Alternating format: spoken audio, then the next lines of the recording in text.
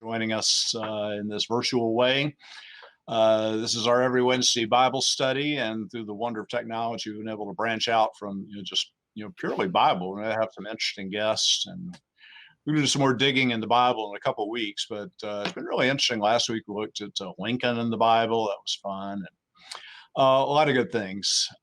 Today, I want to look at something that, in so many ways impacts so many people, and that's the whole thing of dementia and faith and God and all of that. And I've been wanting to talk about this for a while because I know it's so important to people. And I thought the perfect person to talk with is a longtime friend of mine, Bishop Kenneth Carter, who is joining us today. Bishop Carter, welcome. Thank you so much for being with you. Yeah. And I can't remember for sure. I think I met Ken when he was the bishop in Nashville. That was, I think, 147 years ago. I don't know how long for both of us that was. It feels like that. Yes. He went on and became the bishop in Mississippi. And then after he retired from that, he taught at Duke Divinity School. And everybody who knows Ken Carter knows that he is just one of God's great human beings, a great visionary leader, pastor, theologian. So many people love you, Ken. So thank you for joining us. I'm honored. Well, thank you so much, James. And the reason that I wanted to ask Ken to talk with me about the issue of dementia is that he's written a book recently. It's called Ministry with the Forgotten. And it's a wonderful book. I think I've even got a blurb on the back of the book saying it's a really cool book. And there's a picture of the book you can see on the screen.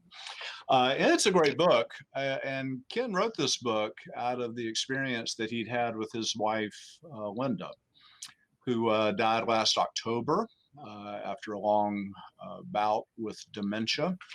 And as pastors, of course, we've seen dementia in so many people over so many years, and then it arrived in your home. And something that was striking to me is that you cared for her wonderfully, but a lot of us loved that you did it publicly. You would come on Facebook and show photos of Linda in some moment of brightness and joy. And I love that you shared that publicly because you're a pastor, and sometimes these public things matter. We were talking about race in the city of Charlotte. I was talking the other day about I have friends who are African-American clergy, and we've talked about the fact that we're pals privately, but we also need to be friends in public. And a lot of us loved that you cared for Linda publicly.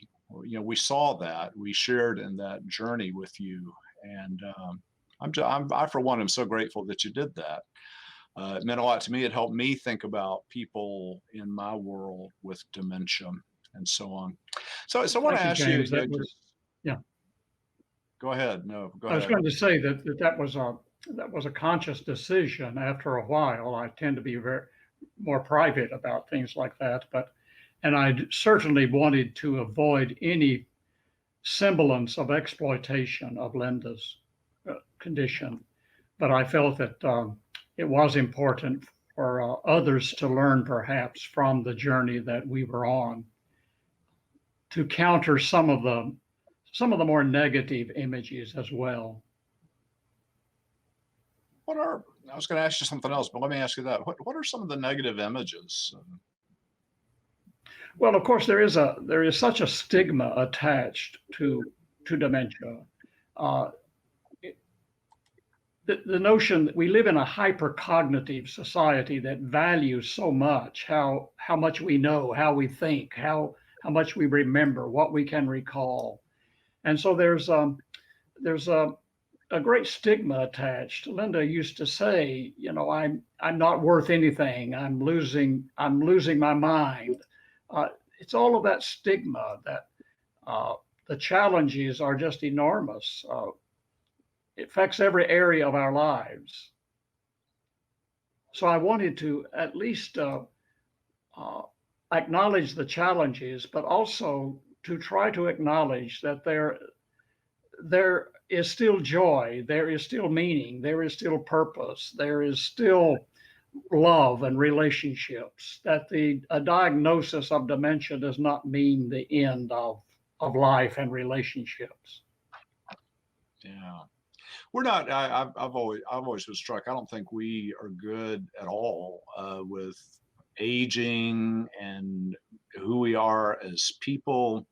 I know I read this book years ago by a theologian named W.H. Vanstone called The Stature of Waiting. And he talks in there about how we think that, being independent and strong, that's where you want to be. And then when any of that is lost, when you become dependent, when you're not as productive, that you aren't worth as much. And he narrates how in the Gospels, Jesus early in his career, he's a man striding across the stage of history, doing things. But then in the latter part of the story, he increasingly is acted upon. He is handed over, as the Gospels Right. put it. And what Vanstone said is that was Jesus' glory, not when he was the great actor, but it's when he was acted upon, when he was not as productive at all. You're a theologian. You're one of our best theologians. You've written on Methodism and God in so many wonderful ways. Seriously, so you came into the situation with Linda. How did being a theologian help or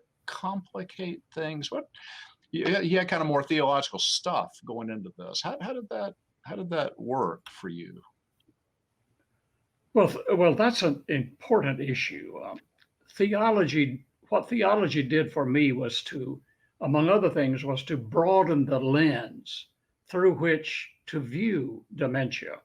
Dementia is viewed almost exclusively in our society through the medical lens. And the medical lens focuses on symptoms. And because it focuses on symptoms, and dementia includes a growing number of troubling symptoms and losses, it means that dementia is seen almost exclusively in negative terms. But we are more than symptoms. Theology tells us we are stories, and we are a part of a much bigger story. It's not just our story. We are part of God's mighty acts of salvation, the story of God's history of salvation. So theology provided me a broader lens through which to view dementia. And that's one of the purposes of the book, is to kind of broaden that lens, how our basic affirmations in the Christian faith can broaden the lens and enable us to counter some of the stigma, hopelessness, fatalism that is attached to dementia.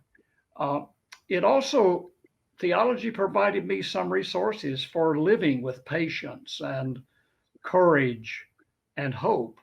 Not that I didn't lose my patience and often struggled with a sense of despair and hopelessness, but it gave me resources, and continues to do so as I'm now in a different stage of that journey, as I now deal with the loss of Linda's presence. So theology gave me resources. It broadened my perspective on dementia, and my perspective on what it means to be a person, what it means to be in relationship. And I would also say that dementia impacted my theology rather significantly. It broadened and deepened my understanding and experience of theology. It forced me out of the head and intellect and into a living theology, a theology that is embodied, that is lived, not simply thought about. And I've spent so much of my ministry and my life trying to intellectually comprehend, intellectually understand, and interpret the doctrines and the basic theological perspectives of the Christian faith. Well, dementia and living with Linda, as she lost her awareness of so many of those doctrines, certainly. She was a Christian educator by training, but how do you interpret who Jesus is when you forget Jesus? Or where is God when you forget God? Um, so dementia forced me into uh, pushing my theology beyond the head into the heart and into the total reality of what it means to be, not simply what it means to think about God. So it moved from the intellectual to the experiential, or at least combined those in new and more profound ways for me. It's always interesting to me. People, I understand this. They associate God with good, pleasant, happy things, right? So they see a beautiful sunset and they say, "Oh, God does good work," but God made all of it. Something goes well, and they say, "Oh, I'm blessed by God." So maybe a bunch of things remind us that God is in all of it. So Sunday I preached on the Genesis creation story and being made in the image of God. And of course, given everything that's going on in the news, you have to think about what does that mean for us when we think about race, when we think about political differences. It also, though, doesn't it? It tells us something about dementia. Tells us something about the image of God, right? Linda never Oh, yes. stopped being in God's image. She didn't stop. She wasn't gone when she was still had a pulse. She was still Linda. She was still God's child. Oh, very definitely. And that's one of the great threats of dementia in our society. We identify so much with that our worth is in our thinking, our intellectual capacities, or not just intellectual, but in our capacities, period. And therefore we assume that when we lose our capacity to think clearly, or to we lose our capacity for agency, for example, that we cease to be a person.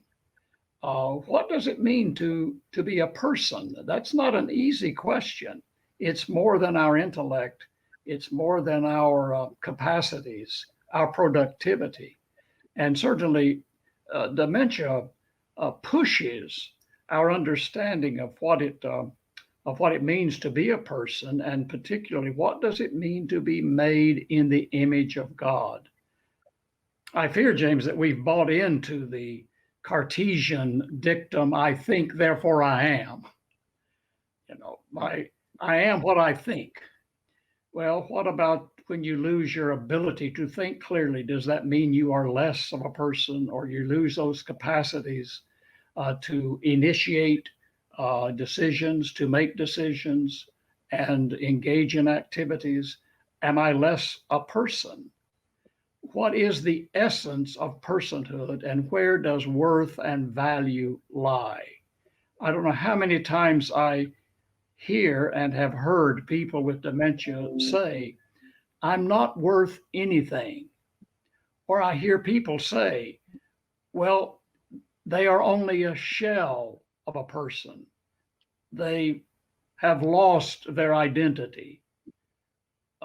That's part of the narrow focus of viewing dementia and the theological understanding of the image of God and where our worth lies. I often use, and I'm reaching for my pocket now. I often use in my work with people at the memory care unit, who feel that they're worthless because they can no longer think and reason as clearly as they did. I often use an illustration. I carry in my pocket often a pocket knife.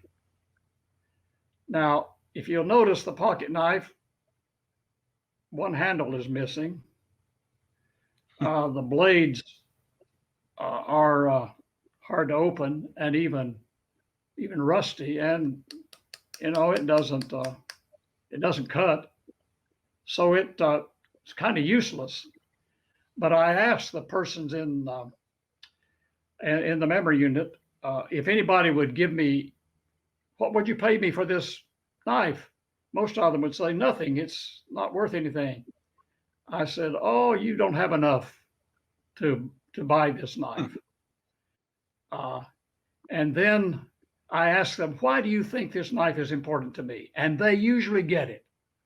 Oh, it was given to you by your father. I said, no, it was my grandfather. Well, the value is not in its looks, in its productivity, in its ability to do what it originally could do. Its joints are stiff. No, its value is in the one to whom it belonged. And the essence of human value is we are created out of God's love, we are sustained in God's love, and we are moving toward perfection in God's love. We are wayfarers on the way to God, and that is a way to sharing fully in the love of God.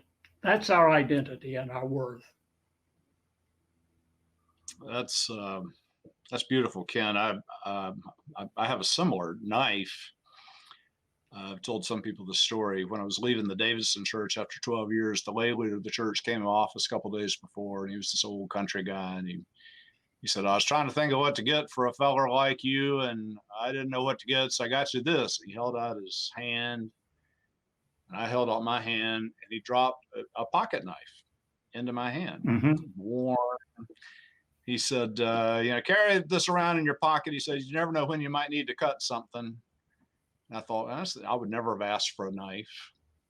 And then he added this. He said, you carry that in your pocket. He said, someday you'll be having a bad day. When you're having a bad day, I want you to feel that knife in your pocket and remember that somebody loves you. So that knife is not for sale. I love that image.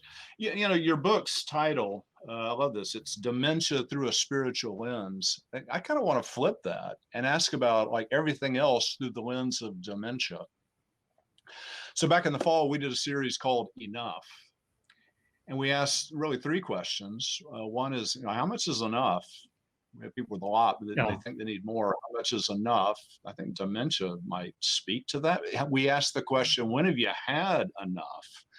That's kind of what we're seeing now with race, right? People are like, we've had enough of this. But then the other question is, and I was reluctant to raise it, is when can we say, I am enough? Now, I have people who are watching today in our church who they've got so much. They're brilliant, they're smart, they've got money, they're incredible. And over when they're honest with me, they'll say, I'm just not enough. I'm just inadequate. Yeah. So I always think, how does dementia speak into that? Well, that's an excellent question. Again, getting back to our discussion earlier about how we bought into this notion of capacities as our identity and worth, and therefore, when do we have enough capacity?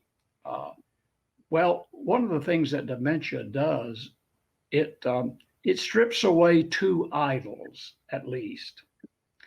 One is the idol of individualism, that I am the poet. I am the master of my fate, the captain of my soul, and that I am an isolated individual within this organism here. I am self-contained. Dementia strips all of that away. And we have to recognize that I am because others are. And I'm a part of a fabric of the human family. I'm a part of the fabric of God's whole creation. And I therefore am dependent upon it. I receive resources from it. My life is lived within it.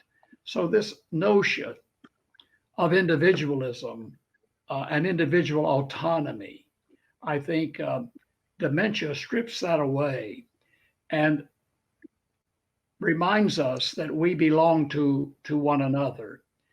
Even for example, James, we talk about the loss of memory. Our memories I only carry around a very small percentage of the memories of all I've done. I mean, I'm 79 years old.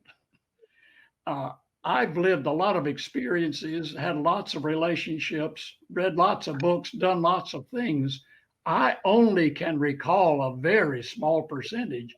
And that percentage, by the way, is getting smaller and smaller, I think.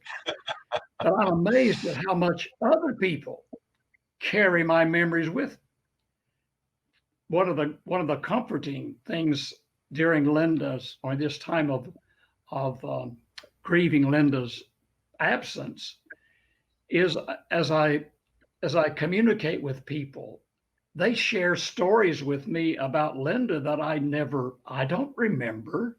I didn't even know about them. And Linda forgot them. So I have often said, we lose we lose our memories only if we lose our community. Hmm. The community bears our memories, carries our memories. So even who I am, other people help to form that identity and know that identity and expand that identity and value it. That's one of the great tragedies of how we isolate people with dementia. Isolating people with dementia is another way of ensuring they do lose their memories. We take those relationships away from them. So I think dementia strips us of the idol of our own individuality and our own sense of autonomy, and helps us to see we are a part of community. We need one another, and it is in bearing one another's burdens that we fulfill the law of Christ, as Galatians reminds us. And so many people, their great fear of dementia is, I don't want to be a burden. We come into the world as a burden and we live our lives. But I don't recall many mothers of newborns say, oh my gosh, this little burden of mine. But that little organism, that little human being is sometimes burdensome, but is not a burden. We come into the world interdependent, and we leave the world interdependent. That may have been more than I needed to say. No, that's wonderful. A certain kin person of mine who might be watching, so I don't want to name him. He sometimes won't tell you what's going on. He'll say, I don't want to be a burden. And I'm like, I want you to be a burden. Like it's grace for me to care for you. We kind of missed that. The memory thing is I think that's so interesting. important. Yeah. We tend to think you got your memory. No, but you're really right. I'm sorry. Our memory it's all over the place. The things we remember, we don't remember. We remember differently. I wrote a book that involved some reminiscences from childhood, and people who knew me then, it was interesting. They called and they remembered things differently, and we both were there, right? So what is that? And we do help each other. One of the most delightful nights of my life was we were up at Lake Junaluska one time, and Lisa's mom was there with her siblings. And we had dinner, and then they just sat around the dinner table until about midnight telling stories from their childhood. And they laughed and they cried. And you could see at different points, Charlie would say, I don't remember that. And John would say, oh, yeah. It was just the most wonderful thing. Now, you've named what I want us to talk about next, which is we're part of a larger body. How do we care for people with dementia as a church? I'll say this: my dad. There's a lot to admire about my dad. He fought in World War II, got shot down over Europe. He had a career in engineering. He's done a lot of things that are cool, but the most, by far, impressive thing about him ever was that when his wife Lorraine had dementia, he would go sit with her and visit her every day. And he did not treat her like a stranger. He would kiss her. She didn't know him. He would kiss her, he would comb her hair, he would tell her that she looked pretty. It was really impressive. So I want to think about just Yeah. church. I hear people sometimes say, well, there's no use going to see Bob because Bob won't know I'm there. Bob won't remember that I was there later. I know what I say when I hear this. What do you say about, well, there's no use going? Well, that is a major issue, and I fear that is one of the reasons we add to the isolation of people. We just assume that they won't know us. They'll forget that we were there. But I think a couple of things. One is um, we never know really what's going on inside the mind of the other. It's rather presumptuous of us to assume that a person with dementia doesn't know even us. In fact, Linda and I were married. We would have celebrated our 59th wedding anniversary the 30th of this month.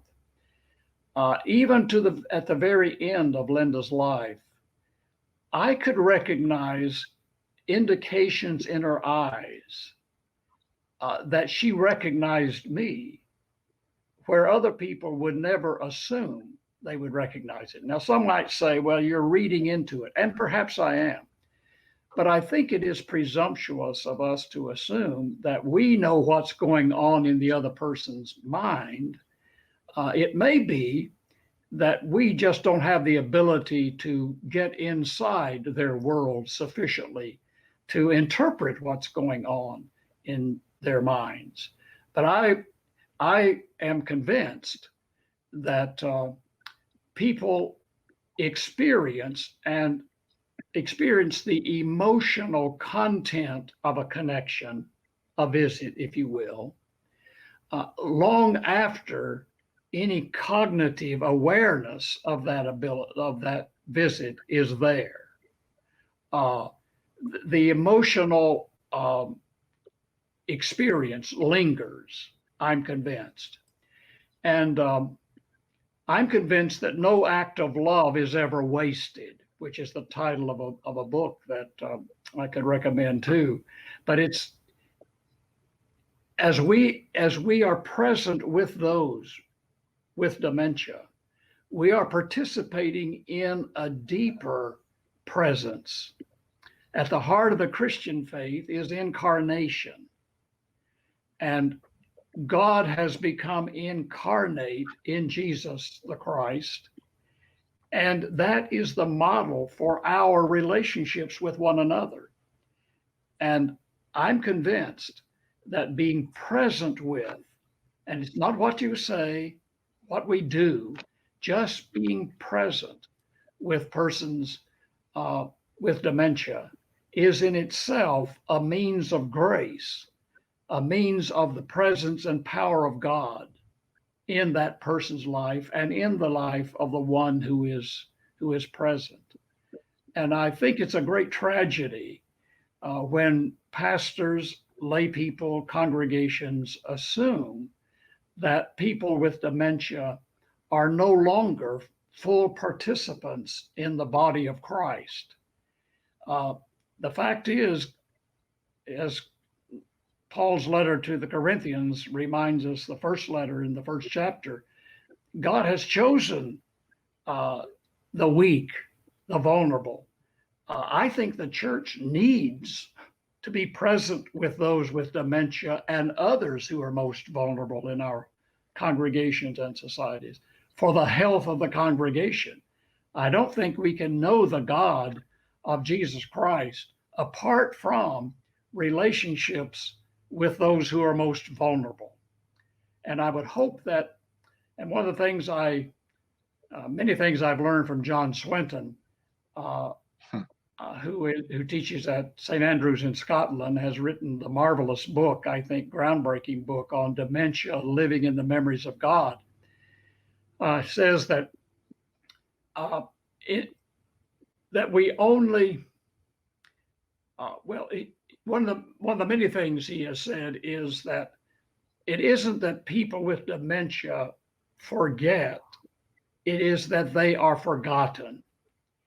And I'm convinced that we need to be present with those who are the most vulnerable, and especially those who have lost their cognitive functioning in the way that we have assumed is appropriate. That we diminish the church's own being a means of grace to one another. And one of the things I was trying to say about Swinton is he said Jesus didn't go to the margins, Jesus shifted the margins to where those on the periphery became center, and those who thought they were center ended up being on the margins. So I think if we could shift the notion that people with dementia, and I would say others that are beneficiaries of our ministries, if we could switch the image from that we are serving them, that we are going to take grace to them, a means of grace to them, and switch that to see they are the means of grace to us. They are the means of God's presence to us. I think we would be more effective in our culture, and we'd be making a contribution that is so vastly and greatly needed among us. That is that's beautifully said. I was thinking about one of our, I think, best Old Testament scholars. His name John Goldingay. And he tells about he was teaching a class and he invited the students to come to his house, and he explained that his wife had dementia and wouldn't recognize them. And the students were saying, well, why should she come? Why should we come? She won't remember that we were there. And his response was, well, she won't remember it 5 minutes later, but in the moment that you're there, she'll hug you and it'll bring her so much joy that you were there. And he said, trust me, she'll bring you joy if you go and see her. And then you had these, I know my dad's wife Lorraine, she hadn't said anything for a long time. We didn't know if she knew anybody. And then one day my dad was over there and she just looked at him and she had one of those, I don't know what's it called? One of these flashes where she said, I always thought I'd be the one to take care of you. So we don't know what's going on in there. Right? Did Linda have anything? We really don't. Oh, I've had many of those experiences, those unexpected connections, and you never know when they're going to come. And one of the things I learned in this long journey, Linda was diagnosed in 2009, so we were, and I think she manifested symptoms before then. So I think for a dozen years we were on this odyssey with dementia. But so many moments of joy. So I learned to, using the image of the poet, to kiss the joy as it flies by. You have to learn to live in the moment and be alert and attentive to the moment. And when we are attentive to the moment, we see those little evidences of connection that bring joy, a little twinkle in the eye, perhaps a clasp of the hand, a faint smile. There were even times where I'm sure Linda was flirting with me. Now, maybe that's a projection too, but I don't think so. You just have to be alert to those, and it means, those who know us best. I could identify those clues better than others could because I've been with her so long. But you learn to kiss the joy as it flies by, as the poet Blake, the image from the poet Blake. And the simple things are the ones that brought me great joy. The things I miss most about, what's that, James? No, go ahead, please. I was about to say, what I miss most are the little simple things. I miss the opportunity to brush her hair. I miss the opportunity to Yes, brush her teeth, or to feed her favorite ice cream. Those little simple acts, and to see a twinkle of delight come to her eyes, or that little faint smile. Uh, it's the simple things. I say to people who talk about, well, what do you do? I say, well, when in doubt, just love. When in doubt, love. Uh, in so doing, you are participating in the very presence of God, who, after all, is love. That's a beautiful. A couple of our programs on Wednesdays have been have looked at music, and a lot of people know this, but I remember one of the last times I visited my mother. I was walking down the hallway, and there were these two women. They were in wheelchairs. I'd never heard either of them say a word. They just would sit out there all day long. And I was walking down the hall, and they were kind of huddled together, and there was some sound coming out. So I kind of got closer to hear. I thought, were they talking to each other? What are they doing? And finally I got there, and one of the women was singing Rudolph the Red-Nosed Reindeer. It was just a lovely moment. But a lot of times, though, right, it's the hymns of the church, which is why yes. hymns of the church matter, right? And so, but people, they don't know anything else or recognize anything else, but you sing Amazing Grace or How Great Thou Art or something, and it awakens something deep. I'm sure you observed that with Linda and others in the memory care unit where you've been a volunteer chaplain. Oh, goodness, yes. Music is kind of that universal tie and connection with people with dementia. And it's really interesting. I've known so many in the memory unit, particularly, who were basically nonverbal and had difficulty communicating in words, but could sing entire hymns. And we had one resident who was also visually impaired. He was blind, and he knew all the verses. He was a devout Lutheran, so he knew all of the verses of all the Lutheran hymns, which most of us Methodists would have difficulty remembering. And it was just a worship with people with dementia includes a lot of music, and it is music that comes out of it's the heart music. But I would also add, James, that the practices of the faith come to the forefront often with people with dementia. Again, I use in worship with at Bethany, we use a kind of a regular order of worship. It's more informal, and you have to be very flexible and be ready to respond to the unexpected. But I've noticed, for example, the generation that is currently in the memory unit, which would be my generation and older mostly, they worship included reverence. So as soon as they are aware that we're preparing for worship, all of the conversation stops and the reverence begins. I can, when I serve communion, which I do at least once a month, I can usually tell an Episcopalian and a Lutheran from a Methodist and a Baptist. When I deliver the elements, we do by intinction, and I dip the wafer into the cup. The Episcopalian and the Lutherans will hold their hand this way. The Methodists and the Baptists will tend to take it or wait for me to do something. But it's those practices over the years.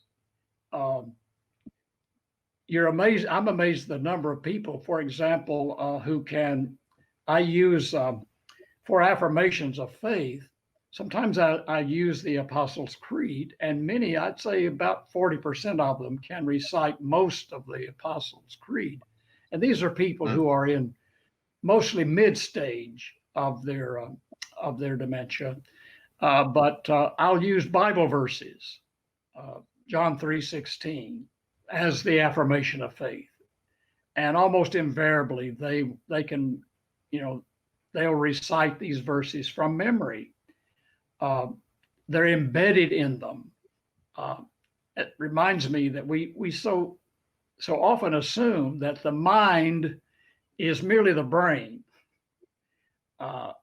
It's in this organ up here in the brain. It's a mysterious, magnificent organ, but the mind is more than our brain, and our memory is more than in our brain. Muscles have memory, cells have memory, and those come to the forefront with people with dementia. They may not be cognitively aware, but the memory is in their being. Their body has memory too. In fact, our bodies represent an accumulation of our memories, our genetic memories. Yeah. You're good to giving us so much time. I have one last question. One of the practices of the church is preaching, and I'm picky with preachers, and you're one of the best preachers I've ever heard. I'd drive somewhere to hear you preach. So I'm going to ask you to give me a digest of a sermon. I'm going to give you a text. And the text, if you were preaching, what would you say about this text? It's in Isaiah chapter 49. It says, Zion said, the Lord has forsaken me. My Lord has forgotten me. Can a woman forget her sucking child, that she should have no compassion on the son of her womb? Even these may forget, but I will never forget you. I have graven you on the palms of my hands. Your walls are continually before me. All right, go. Go. First of all, you know where this passage came from? I mean, historically, what had happened? This was a time of exile. And you know what it means? I'm assuming I'm kind of communicating with folks in the memory unit. I would, and I've used this text, in fact, I would remind them what exile is. Exile is being separated from home. It's being separated from your family. It's being separated from your familiar surroundings and even from the temple. And therefore, it's possible to assume, I am forgotten. I am forgotten. And if you don't have any visitors during this time of isolation, you can feel forgotten. But here's the good news that came to the people of exile, and it's the message that God persistently brings in the midst of our exiles. I will never forget you. I have even graven you on the palms of my hands. And did you ever think about the fact that does God have a tattoo? If God has a tattoo, it's your name on it. You might also remember Isaiah 43. It is I who created you. I've called you by name. You are mine. So anytime that we may have forgotten, even forgotten God, God does not forget us. And we, therefore, can help each other know we're not forgotten by calling one another's names. And therefore, I will call your names, reminding you that God remembers you. And if I can remember you with my limited abilities, how much more God remembers you, and even remembers the hairs on your head, even marks a sparrow's fall. All are valued by God. All are loved by God. All are remembered by God. And we can be means by which we assure one another that God remembers us by our being present with one another. And in so doing, we can be sure to remind one another that God, in God's love, created us. In God's love, we are sustained. And in God's love, we will be made whole.